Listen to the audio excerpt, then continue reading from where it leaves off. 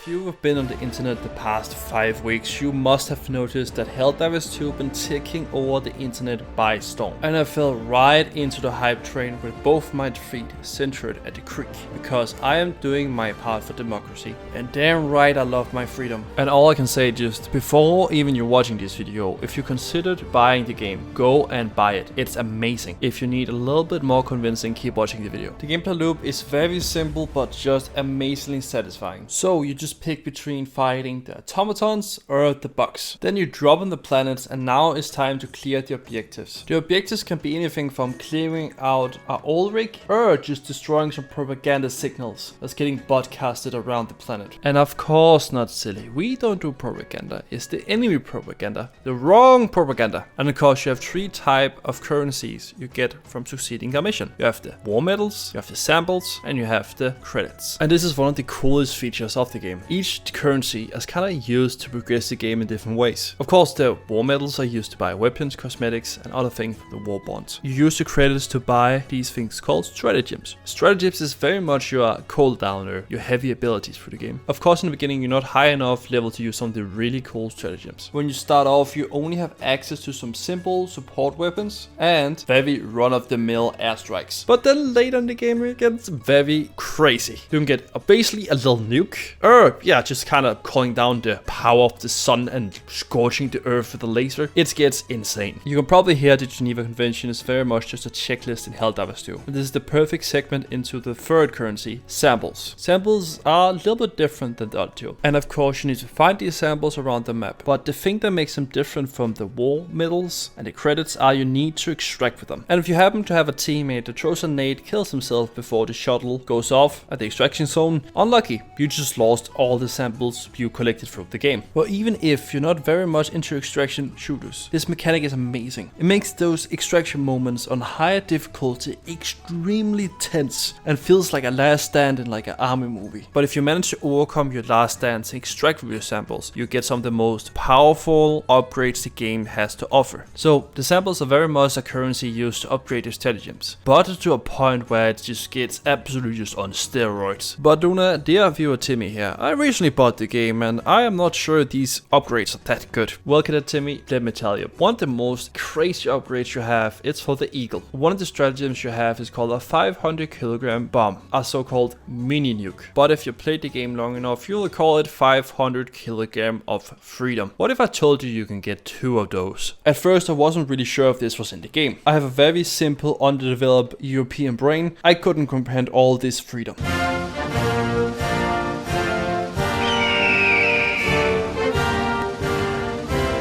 But indeed, if you go and upgrade the hangar, and specific the extended weapons bay, you can now run around with 2 500 kilogram bombs, a total of 1 ton of democracy. Another really cool part of stratagems is you need to use your arrow keys to cast them. Kind of like how back in the days when you played something like GTA, you could input some cheat codes and maybe even summon crazy weapons like tanks and bazookas. And it really feels like a throwback to use your arrow keys to get these really strong weapons. And the game isn't only about collecting samples, getting stronger, and throwing 1 ton of democracy around. Because one simple mechanic have managed to make this game perfect. Every time you're done with a mission, this little pop-up comes up and say how much you actually liberated the planet. And this liberate mechanic have done so much free publicity on social media. Because it managed to give a lot of players a kind of personality around the Helldivers experience. A way to express themselves. And since a lot of different players have experienced these kind of moments, it has made so many different careers on social media platforms like TikTok. All these players have kind of their own niche. I've seen channels like reporting on the news, like it's some type of news channel, all within the Helldivers universe. But it doesn't stop there. I've even seen some channels roleplay as this high-ranking Skull Admiral that's just bitter and shell-shocked. And this kind of storytelling through social media have made the game immensely more popular. And the way to express yourself goes so much deeper. There's a lot of ways to customize your character. Of course, cosmetics cosmetics is not a new idea, but specifically by adding titles into the game, gives so much more lore and character development to you as a player, as well as a content creator or just a storyteller in general. And of course, the different titles are tied to what level you're on in the game. While Cadet is a person just starting out, in the opposite range you have Skull Admiral and Admiral being some of the higher echelon or higher level titles. And the whole thing about being part of something bigger than yourself is just amazing. You're gonna see different ships of different people actually trying to liberate this planet right now. And this is the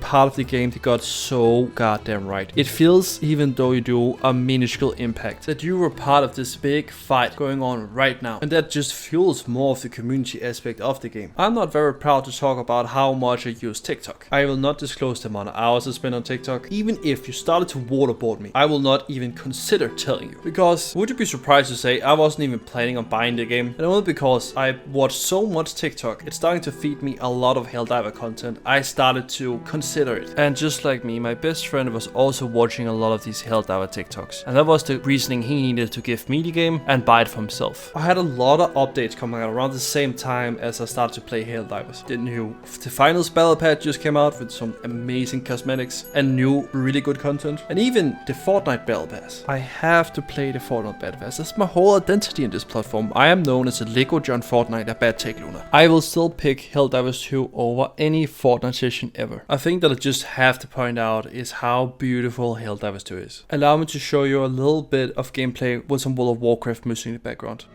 Now I am become death, the destroyer of worlds.